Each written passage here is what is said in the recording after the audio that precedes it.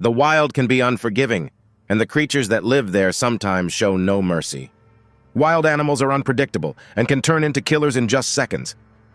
When entering a wild animal's domain, proceed with caution. Or you just might become some hungry animal's dinner. These are true crime cases where animals were blamed.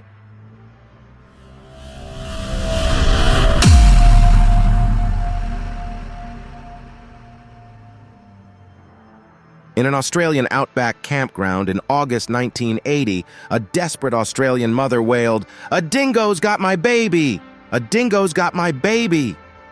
Her cry, misheard as "a dingo ate my baby," became an inexplicable punchline and pop culture fixation in the years that followed the disappearance of 9-week-old Azaria Chamberlain. The child was never found, and her mother, Lindy Chamberlain, was adamant that she'd seen the wolf-like carnivore leave the family's tent. Though Chamberlain had the support of fellow campers and rangers, authorities charged her with murder in 1982, and she was sentenced to life in prison. After Azaria's jacket was found near a dingo lair in 1986, Chamberlain was released. New investigations knocked down key evidence, and she was ultimately exonerated.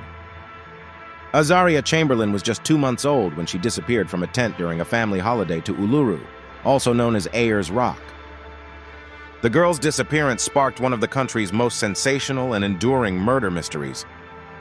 Though it wasn't until 2012 that a coroner officially ruled the baby's death the result of a dingo attack.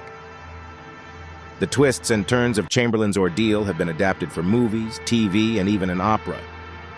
But it's not the only true crime case where a wild animal has been implicated. In some, a suspect used a story of an animal attack to conceal their crimes. In others, evidence that could be claw or teeth marks continues to be the subject of fierce debate.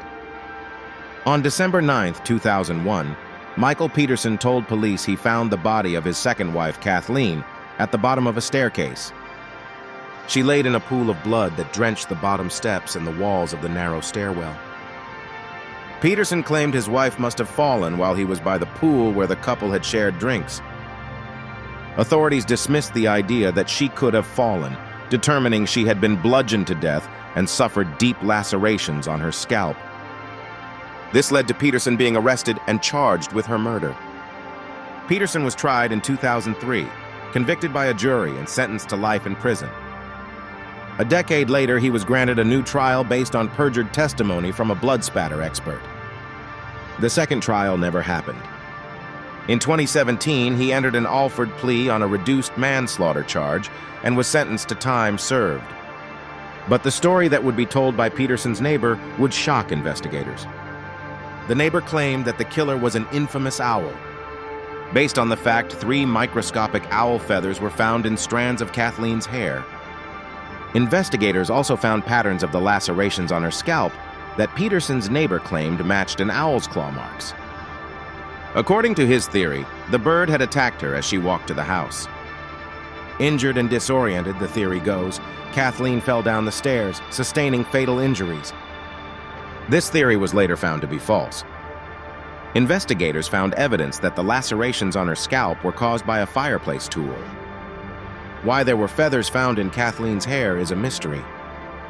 Could the neighbor's theory be right? Thanks for watching.